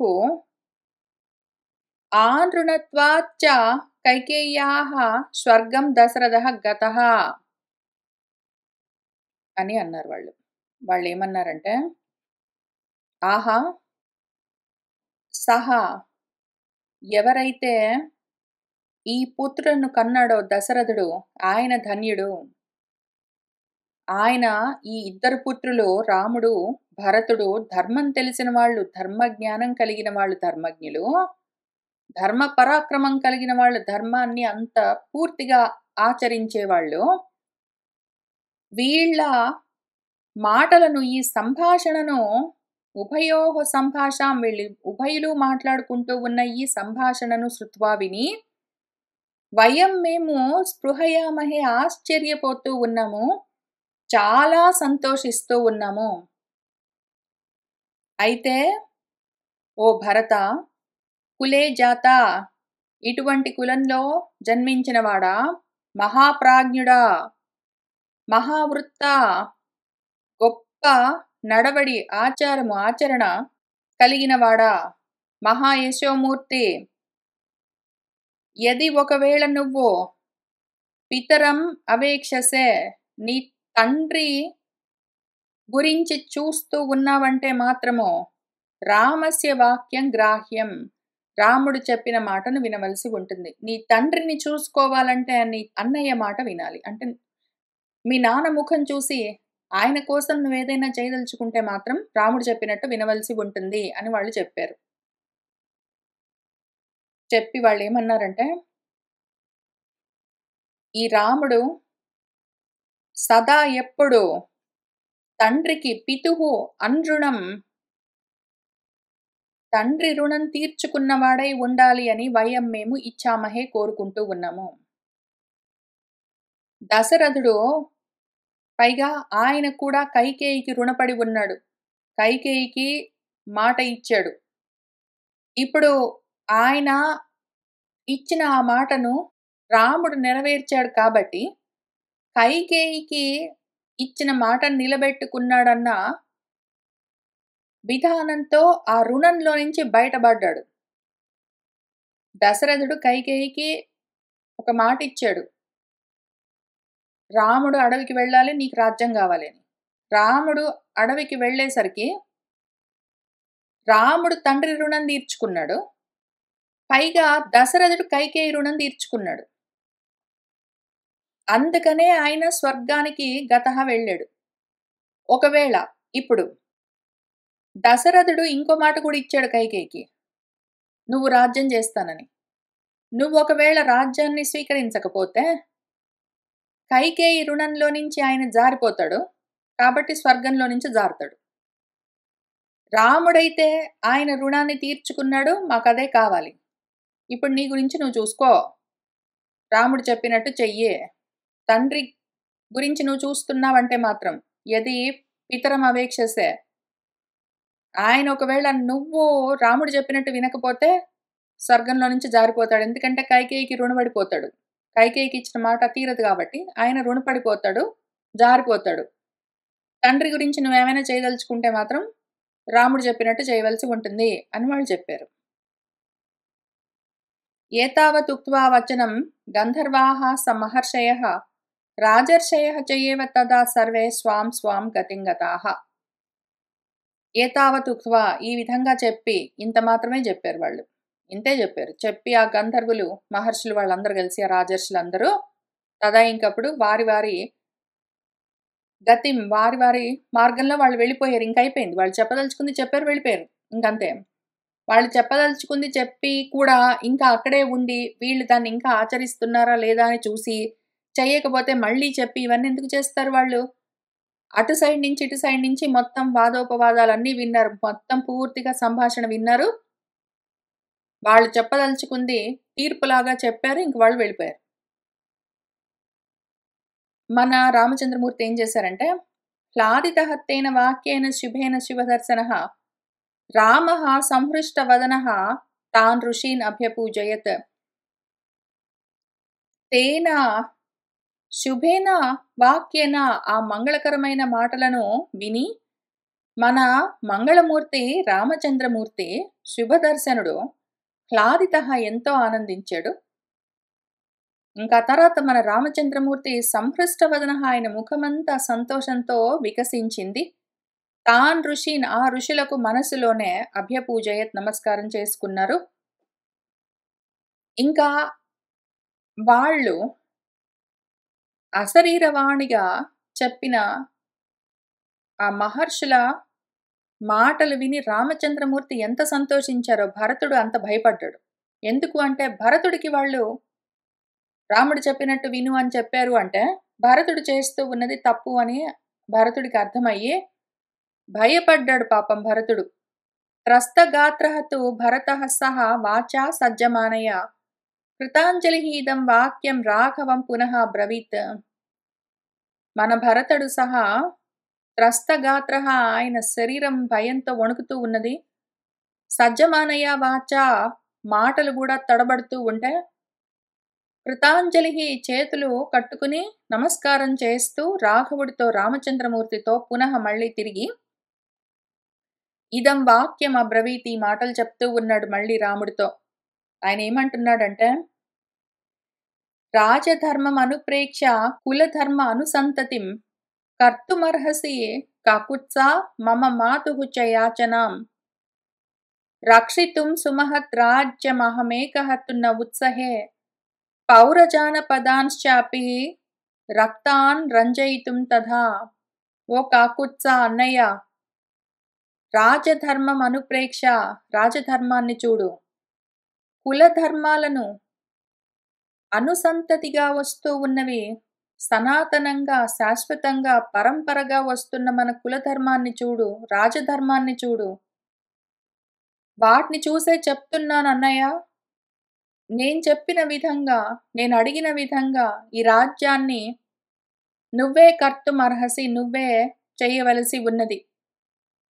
మమ మాతుః చ యాచనాం, నేను నువ్వు వెనక్కొచ్చి రాజ్యాన్ని చేయమని ఒక్కడినే అడగట్లేదు, మా అమ్మ కూడా అడుగుతూ ఉన్నది.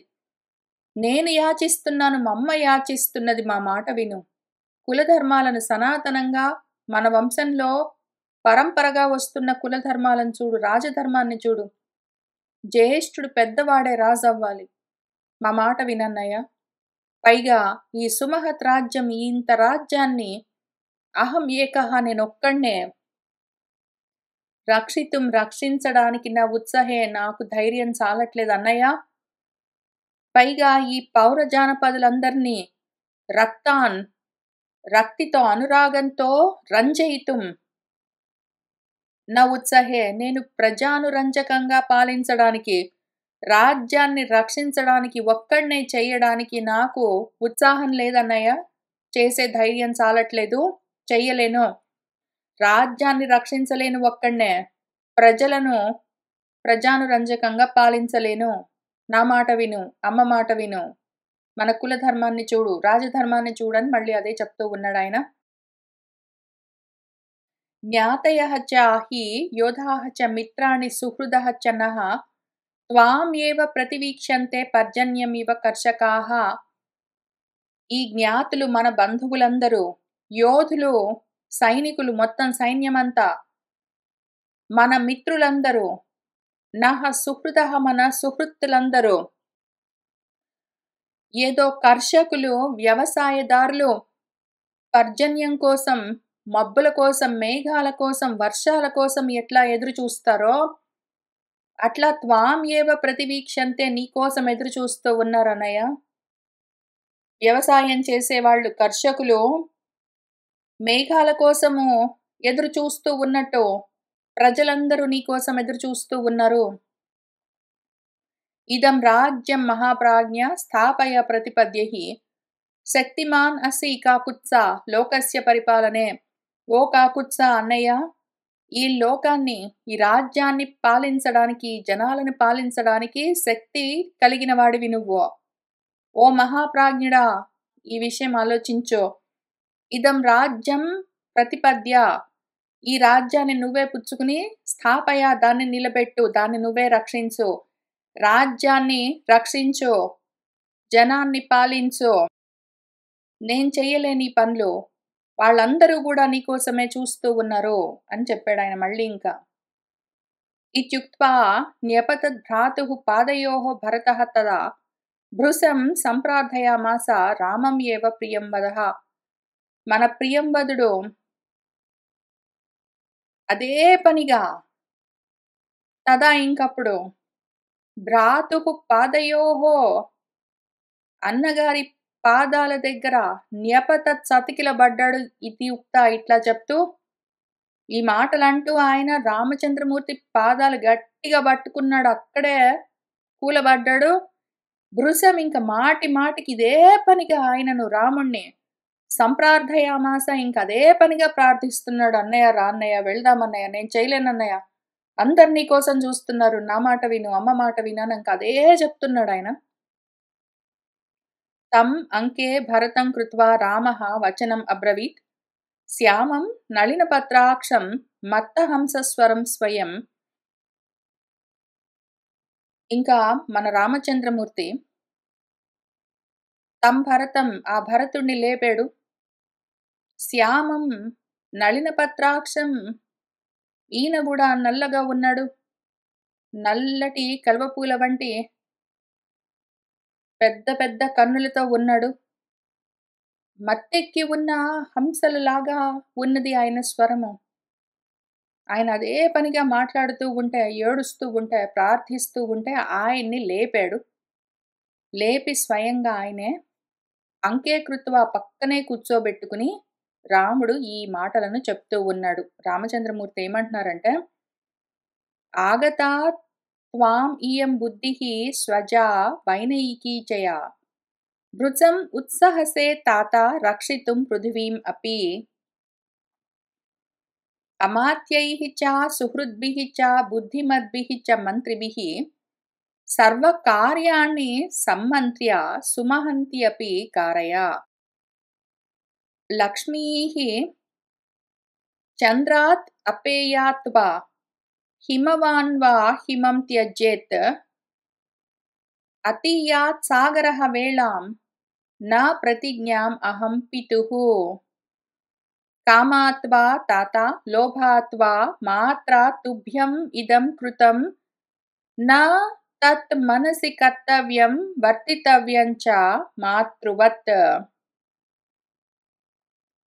అని ఆయన ఏం చెప్పారంటే, కాళ్ళు పట్టుకుని కళ్ళ నీళ్లు పెట్టుకుని ఏడుస్తూ బ్రతిమిలాడుతున్న భరతుణ్ణి లేపి పక్కనే కూర్చోబెట్టుకుని, తాత నాయన భరత, నేను చేయలేను నేను చేయలేను నేను చేయలేని రాజ్యం అంటున్నావు గాని, యా బుద్ధి ఏ బుద్ధి అయితే స్వజా నీతో పాటే నీకు కలిగిందో, నీతో పాటు నీకు కూడా గొప్ప జ్ఞానమున్నది. అది పైగా వైనయికి వినయంతో కూడిన జ్ఞానము. గొప్ప క్రమశిక్షణతో డిసిప్లిన్తో కూడి వినయంతో వినమ్రతతో కూడి ఉన్న ఏ బుద్ధి నీకు సహజ సిద్ధమై ఉన్నదో దానితో త్వాం నువ్వు ఆగతాది నీకొచ్చి ఉన్నది. సహజ సిద్ధంగా వినయ విధేయతలతో కూడి ఉన్న ధర్మము జ్ఞానము తెలిసిన బుద్ధి నీకు కలిగి ఉన్నది. నువ్వు దాంతోటే ఉన్నావు. కాబట్టి రాజ్యాన్ని ఎట్లా పాలించాలి, ప్రజలను ఏ విధంగా రక్షించాలి అన్నది నీకు తెలియని విషయం కాదు. తప్పకుండా తాత భరత, ఈ పృథివీం రక్షితుం ఈ రాజ్యాన్ని రక్షించడానికి భృశం ఉత్సాహసే నీకు శక్తి సామర్థ్యాలు అన్నీ ఉన్నాయి. నీకంతటి బుద్ధి ఉన్నది, అంత జ్ఞానం ఉన్నది. అది ఎక్కడి నుంచో కొత్తగా రాలేదు. అది నీ స్వజా, నీకు సహజము. పైగా అది గొప్ప డిసిప్లిన్తో కూడి ఉన్న జ్ఞానము, బుద్ధి ఉన్నది నీకు. దాంతో గొప్పగా నువ్వు ఈ రాజ్యాన్ని పాలించగలవు.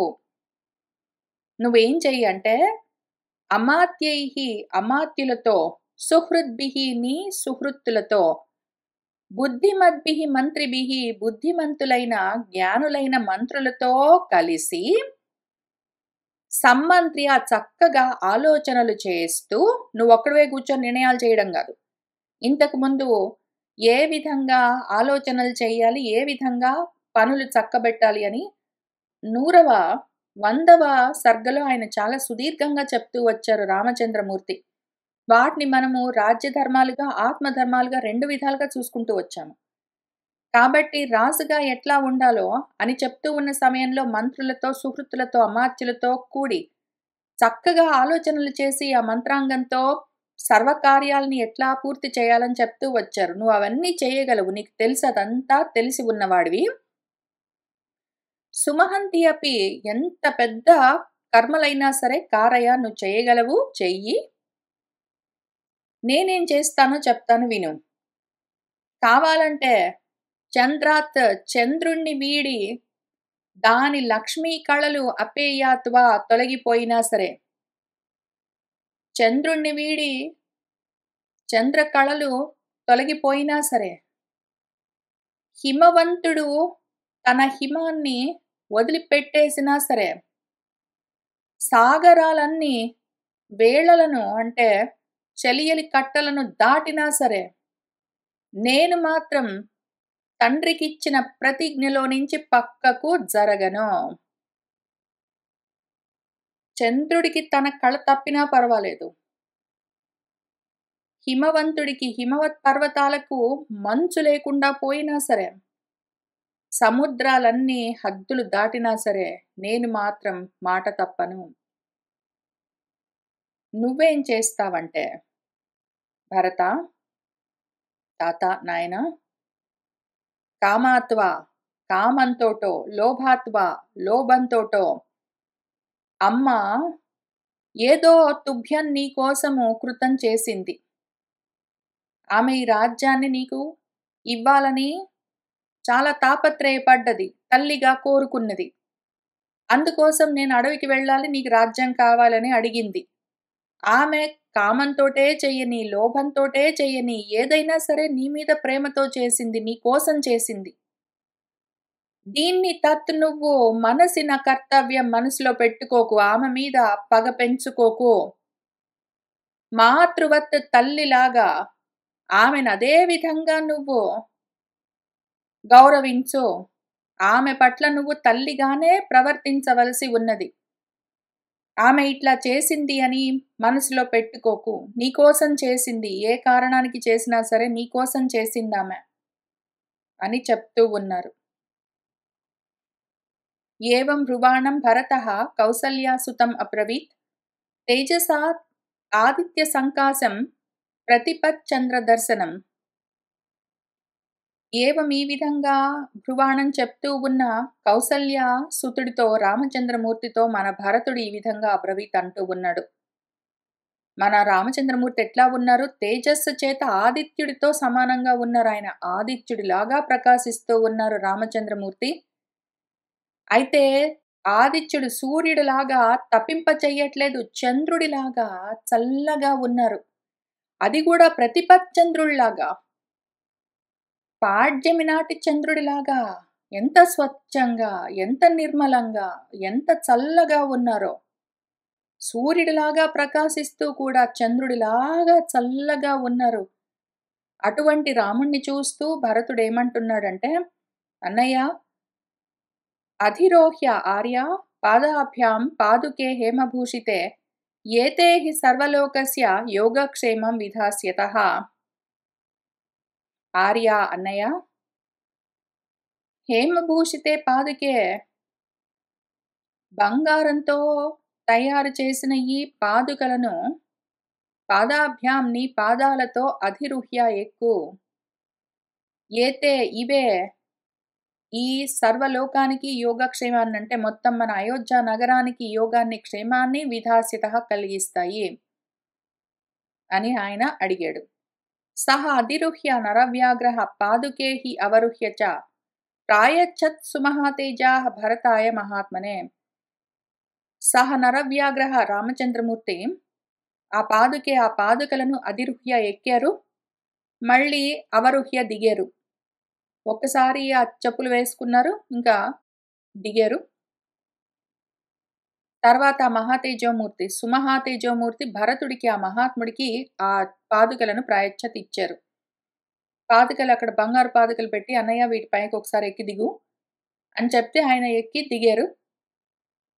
ఇంకప్పుడు సహ పాదుకే సంప్రణమ్య రామం వచనం అబ్రవీత్ చతుర్దశ హి వర్షాణి జటాచీరధరః హి అహం ఫలమూలాసనః వీరా భవేయం రఘునందన తవ ఆగమనం ఆకాంక్షన్ వసన్వై నగరాత్ బహిః తవ పాదుకయోః న్యస్తరాజ్యతంత్రః పరంతప చతుర్దశే తు సంపూర్ణే వర్షే అహని రఘుత్తమ న ద్రక్ష్యామి యది త్వాం తు ప్రవేక్ష్యామి హుతాసనం తథా ఇతి చ ప్రతిజ్ఞాయ తం పరిష్వజ్య సాదరం. ఇంకా తర్వాత జరుగుతుంది. అసలు ముందు ఈయనేమన్నారో చూద్దాం. మన భరతుల వారు ఏమంటున్నారంటే, ఆ పాదుకలు పుచ్చుకున్నారు. ఆ పాదుకలకు నమస్కారం చేశారు. రామచంద్రమూర్తితో ఈ విధంగా అంటూ ఉన్నారు. అన్నయ్య, నేను ఈ చతుర్దశ వర్షాన్ని 14 సంవత్సరాలు నువ్వు ఇక్కడ అడవిలో ఎట్లా నివసిస్తున్నావో నేను కూడా అట్లానే ఆ రాజ్యంలో జటాచీరధరః, జటాజూటాలు కట్టుకుని నార చీరలు ధరించిన వాణ్ణై, నీలాగానే ఫలమూల హసనః, కందమూలాలు ఫలాలు భుజిస్తూ ఉన్నవాణ్ణై, ఓ వీరుడా, ఓ రఘునందన భవేయం, నేను కూడా నీలాగానే ఉంటాను. ఈయనున్నాడు అంటే శత్రుఘ్నుడు కూడా ఉంటాడు. అప్పుడు నలుగురు అట్లానే ఉంటారు 14 సంవత్సరాలు. నేను ఊరికినే ఉండను. తవ ఆగమన ఆకాంక్షన్, నువ్వు తిరిగొస్తావు అని ఎదురు చూస్తూ నగరాత్ బహిః, ఆ నగరానికి బయటే వసన్, నివసిస్తూ ఉంటాను. నీ కోసం ఎదురు చూస్తాను ఈ 14 సంవత్సరాలు. ఈలోగా నేను రాజ్యం చేయాలని కదా ఇక్కడ నియమము, కాబట్టి చేస్తాను. కానీ నీ పేరు మీద చేస్తాను. పాదుకయోహో న్యస్తరాజ్యతంత్రః, ఓ పరంతపుడా, ఈ పాదుకలకి రాజ్యతంత్రాన్ని న్యాసం చేసి, చతుర్దశే సంపూర్ణే వర్షే, ఈ రకంగా నేను ఈ పాదుకల్ని పెట్టి రాజ్యతంత్రాన్ని నడిపిస్తాను. ఊరవతలుంటాను. నీలాగానే ఉంటాను. వనంలో ఉండను. అడవిలో ఉండను. కానీ ఊళ్ళో కూడా ఉండను. నేను ఊరవతలుంటాను. రాజ్యం చేయడం కదా ముఖ్యము. రాజ్యం చేస్తాను. ఇప్పుడు ఒక మాట చెప్తున్నాను విను రఘుత్తమ. ఈ 14 సంవత్సరాలు పూర్తయ్యాయి అంటే మాత్రం నెక్స్ట్ అహని తర్వాత రోజు నేను నిన్ను చూడాలి. యది ఒకవేళ త్వాం నిన్ను నా ద్రక్ష్యామి, యది చూడకపోతే ఇంకతో అప్పుడు హుతాసనం ప్రవేక్ష్యామి, నేను అగ్నిలో దూకేస్తాను. 14 సంవత్సరాలే ఈ నియమం. ఒకవేళ 14 సంవత్సరాలు పూర్తయి ఒక్క రోజు దాటిందంటే కూడా నేను బతకను. ఇంకా నెక్స్ట్ రోజే నువ్వు నాకు కనిపించాలి అని చెప్పి ఒక నియమం పెట్టాడు రామచంద్రమూర్తికి. రామచంద్రమూర్తి ఇప్పుడు సరే అంటారు. తథాచ ఇతి, అట్లానే అని ప్రతిజ్ఞాయ, ఆయనకి మాట ఇచ్చారు రామచంద్రమూర్తి కదా. ఇప్పుడు ఈ మాట కూడా నిలబెట్టుకుంటారు మళ్ళీ. వాళ్ళ నాన్నకి ఇచ్చిన మాట ఒక్కటే కాదు ఆయన నిలబెట్టుకునేది. ఆయన ఎవరికి ఏ మాట ఇచ్చినా నిలబెట్టుకుంటారు. ఇక్కడ మన భరతుడు ఏం చెప్పాడు, నువ్వు 14 సంవత్సరాలు నిండిన తర్వాత నెక్స్ట్ రోజు కనిపించకపోతే నేను చచ్చిపోతానని చెప్పాడు. ఈ మాటను కూడా నిలబెట్టుకోడు. పెద్ద విషయం ఏంటి, 14 సంవత్సరాలు అయ్యేసరికి ఆయన వెనక్కి వస్తాడు అంతే కదా. కానీ ఏమైనా జరగచ్చు అక్కడ. మధ్యలో ఏమైంది, చివరికి ఆ 14 సంవత్సరాలు అయిపోతున్నప్పుడు 13వ సంవత్సరంలో సీతమ్మ తప్పిపోయింది. తర్వాత ఆయన యుద్ధం చేసి ఆమెను తీసుకొని రావాల్సి వచ్చింది. లాస్ట్కి 2 నెలలు మిగిలాయి. 14 సంవత్సరాలు అయిపోతూ ఉన్న సమయంలో 2 నెలలు మిగిలాయి. ఈ 2 నెలల్లో 2 విషయాలు ఉన్నాయి ఆయనకి. అప్పుడే సీతమ్మ ఎక్కడుందో తెలిసింది. ఈయన అటు సౌత్ సైడ్ వెళ్ళి సీతమ్మని రక్షించి, యుద్ధం చేసి అవన్నీ చేసి సీతమ్మని రక్షించి వెనక్కి తిరిగి రావాలి. సీతమ్మ సుందరకాండలో చాలా క్లియర్గా చెప్పి పంపిస్తుంది ఆంజనేయ స్వామికి. ఇదిగో 14 సంవత్సరాల నియమం అంటే వాళ్ళకేనా, నాకు కూడా 14 సంవత్సరాలే. నేను కూడా ఓన్లీ 14 సంవత్సరాలే ఉంటాను ఇక్కడ. 14 సంవత్సరాలు దాటాయి అంటే నెక్స్ట్ రోజుకి నేను కూడా ఉండను, అగ్నిలో దూకేస్తాను అని ఆమె కూడా చెప్పింది. అప్పుడు ఆంజనేయ స్వామికి చెప్పి పంపిస్తుంది. ఆయన ఏం చేసుకుంటాడో నాకు తెలియదు. ఈ 14 సంవత్సరాల లోపల 14 సంవత్సరాలు ఇంకా 2 నెలలే ఉన్నాయి. అసలు యాక్చువల్గా వాడు నాకు 2 నెలల టైం పెట్టాడు కానీ 1 నెల టైం ఉంది. ఇంకా 14 సంవత్సరాలు పూర్తవడానికి 1 నెల సమయం ఉంది. రావణాసుడు గాడు 2 నెలలు అన్నాడు. వాడితోటి నాకు సంబంధం లేదు అసలు. అదేం లెక్క, వాడి లెక్క, వాడిష్టం. నా లెక్క ప్రకారం 14 సంవత్సరాలు పూర్తవడానికి 1 నెల సమయం ఉంది. 1 నెలలో ఆయన వచ్చి నన్ను తీసుకొని వెళ్ళకపోతే 14 సంవత్సరాలు నిండేంటి మాత్రం నేను నెక్స్ట్ రోజే అగ్నిలో దూకుతానని చెప్పింది ఆమె. ఇప్పుడు ఈయనకి 1 నెలలో సౌత్ సైడ్ వెళ్ళాలి, రావణాసుడితో ఫైటింగ్ చేసి ఆమెను 14 సంవత్సరాలు నిండేలోగా ఆమెని చూడాలి, ఆమెను తీసుకొని ఇక్కడికి రావాలి. అటు వెళ్ళి ఇవన్నీ చేసి వెనక్కి మళ్ళీ ఎంత దూరం నడుచుకుంటూ రావాలి, నార్త్ సైడ్ అయోధ్య దాకా రావాలి. ఈలోగా మళ్ళీ ఈయనుండడు. 1 నెలలో అటు వెళ్ళి ఆ పని చూసి మళ్ళీ ఇటు వచ్చి ఈయనను రక్షించాలి. ఒకటేసారి చేయాలి, ఇద్దరికీ చేయాల్సి వచ్చింది. ఆయన 2 చేశాడు పాపం. ఎంత మదన పడ్డాడో. వాళ్ళిద్దరిలో ఎవరు పోవడం కుదిరే పని కాదు. ఇద్దరు మాట మరి వాళ్ళకి కూడా అదే 14 సంవత్సరాలు అంటే 14 సంవత్సరాలు. సీతమ్మకదే, మన భరతుడికదే. వాళ్ళు మాత్రం ఎందుకు దాటుతారు? వాళ్ళిద్దరిని కూడా ఆయన కాపాడాల్సొచ్చింది. ఇంక ఎంత చేశారంటే అసలు ఎంత ఆలోచన ఉందంటే సుందరకాండలో అసలు ఎంత ఆలోచన ఉంటుంది ఆ సుందరకాండలో. చాలా అందంగా ఉంటుంది. ఆమె కూడా అదే చెప్తుంది. 14 సంవత్సరాలు దాటిందంటే నేను ఊరుకోనని చెప్తుంది. కాబట్టి ఆయన సరే అన్నారంటే మాత్రం, ఆ ప్రతిజ్ఞ చేశారంటే మాత్రం సత్యవాక్కింకా ఆచరణ గ్యారంటీ అనుమానం లేదు. ఆయన సరే అన్నారు అని ఆయన భరతుడిని సాదరంగా పరిష్వజ్య ఆలింగనం చేసుకున్నారు. ఆ తర్వాత శత్రుఘ్నంచ పరిష్వజ్య భరతం చైదమబ్రవీత్ మాతరం రక్ష కైకేయీం మా రోషం కురు తాం ప్రతి మయా చ సీతయా చయేవ సప్తహాసి రఘుసత్తమ ఇతి ఉక్త్వా అశ్రుపరితాక్షః భ్రాతరం విససర్జః. ఇంకా భరతుణ్ణి ఆలింగనం చేసుకున్న తర్వాత మన శత్రుఘ్నుణ్ణి కూడా పరిష్వజ్య ఆలింగనం చేసుకున్నారు రామచంద్రమూర్తి. తర్వాత మళ్ళీ భరతుడికి చివరిగా ఇంకా ఒక మాట చెప్తున్నారు. భరత మాతరం కైకేయీం రక్ష, అమ్మను కైకేయిని రక్షించు, ఆమెను జాగ్రత్తగా చూసుకో. తాం ప్రతి ఆమె పట్ల రోషం మాకురు, ఆమె పైన కోపం తెచ్చుకోరాదు, ఆమెను జాగ్రత్తగా చూసుకో అని ఆయన చివరి మాటగా చెప్తున్నారు. ఏమంటున్నారంటే, ఓ రఘుసత్తమా భరత, మయాచ సీతయాచ ఏవ సప్తహాసి, నా మీద ఒట్టు పెట్టి చెప్తున్నాను, సీత మీద ఒట్టు పెట్టి చెప్తున్నాను, అమ్మను బాగా చూసుకో, ఆమె పైన కోపం తెచ్చుకోకో. నా మీద ఒట్టు పెట్టి చెప్తున్నాను, సీత మీద ఒట్టు పెట్టి చెప్తున్నానని ఒట్లు కూడా పెట్టారు, కైకేయిని బాగా చూసుకోమని. ఇది ఉక్త్వా ఇట్లా చెప్పి ఆయన రామచంద్రమూర్తి అశ్రుపరితాక్ష కన్నీళ్లతో ఉన్నవారై భరతుణ్ణి విససర్జః ఇంక వెళ్ళి రమ్మని చెప్పారు.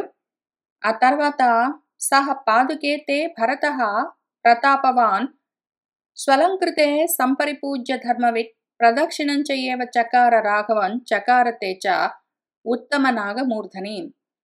సహ భరతః భరతుడు సరే అన్నాడు. ఆ పాదుకలను ఆ ప్రతాపవంతుడు ఆ చక్కగా అలంకరించి ఉన్న ఆ బంగారు పాదుకలను సంపరిపూజ్య పూజించాడు ఆ ధర్మం తెలిసినవాడు. తర్వాత రాముడికి ప్రదక్షిణం చకార ప్రదక్షిణ పూర్వకంగా నమస్కారం చేశాడు. ఆ తర్వాత ఈ పాదుకలను వాటిని ఉత్తమ నాగమూర్ధని, ఆ రామచంద్రమూర్తిని వెనక్కి తీసుకుని వెళ్ళడం కోసం తీసుకుని వచ్చాడు కదా భద్రగజాన్ని, దానిపైన ఈ పాదుకలను చకారా ఉంచాడు. అధ ఆనుపూర్వ్యాత్ ప్రతినంద్య తంజనం గురూంశ్చ మంత్రి ప్రకృతి తథా అనుజౌ వ్యసర్జయత్ రాఘవ వంశవర్ధనః స్థిరః స్వధర్మే హిమవాన్ ఇవ అచలః. అధ ఇంకా తర్వాత మన రాఘవ వంశవర్ధనుడు, రఘువంశాన్ని వృద్ధి చెందించేవాడు మన రామచంద్రుడు హిమవాన్ ఇవ అచలః స్వధర్మే, తన స్వధర్మంలో హిమవంత్ పర్వతంలాగా అచలంగా ఉంటాడు, ఆయన స్థిరంగా ఉంటాడు. ఆయన ఇప్పుడు ఆనుపూర్యాత్ వరుసగా ఆ జనాలందరికీ ప్రతినంద్య నమస్కారం చేసి వాళ్ళు వెళ్ళి వస్తామంటే సరే అలాగేనని గురువులకు, మంత్రులకు, ప్రజలకందరికీ, అనుజులకు, తర్వాత తన ఇద్దరు తమ్ముళ్లకు అందరికీ కూడా వాళ్ళు వెళ్ళి వస్తామని చెప్తే సరే అన్నాడు. ఆలింగనం చేసుకున్నాడు, వాళ్ళతోటి మాట్లాడాడు, నమస్కారాలు చేశాడు. ఎవరెవరికి ఎట్లా చేయాలో అట్లా చేసి వ్యసర్జయత్ వాళ్ళని ఇంకా వెళ్ళి రమ్మన్నాడు. వాళ్ళందరూ బయలుదేరారు గాని తల్లులు పాపం ఏడుస్తూనే ఉన్నారు.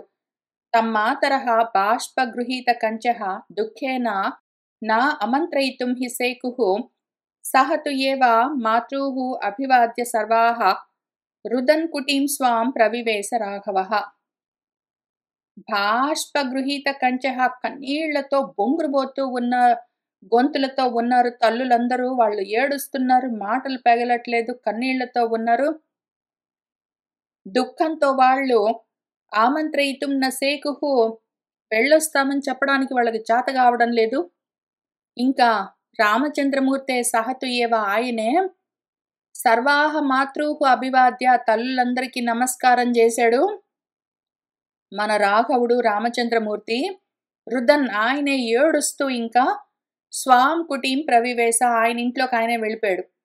మిగిలిన వాళ్ళందరూ వెళ్ళొస్తామని చెప్పారు, అందరూ బయలుదేరి వెళ్ళిపోతూ ఉన్నారు. తల్లులు పాపం అక్కడే ఉండి ఏడుస్తున్నారు. వాళ్ళు వెళ్ళట్లేదు, వెళ్ళొస్తామని చెప్పడం వాళ్ళకి రావట్లేదు. ఇంకీయనకేం చేయాలో తోచక ఆయనే వాళ్ళందరికీ నమస్కారం చేసి కన్నీళ్లు పెట్టుకుని ఉత్తరీయంతో కళ్ళు ఒత్తుకుంటూ ఆయన కుటీరం లోపలికి వెళ్ళిపోయారు. ఇత్యార్షే శ్రీమద్ రామాయణే వాల్మీకి ఆదికావ్యే అయోధ్యాకాండే ద్వాదశోత్తరశతతమః సర్గః సంపూర్ణం. సర్వం శ్రీ సీతారామచంద్ర ప్రభు పాదారవిందార్పణమస్తు. మంగళం కోసలేంద్రాయ మహనీయ గుణాత్మనే చక్రవర్తి తనుజాయ సార్వభౌమాయ మంగళం.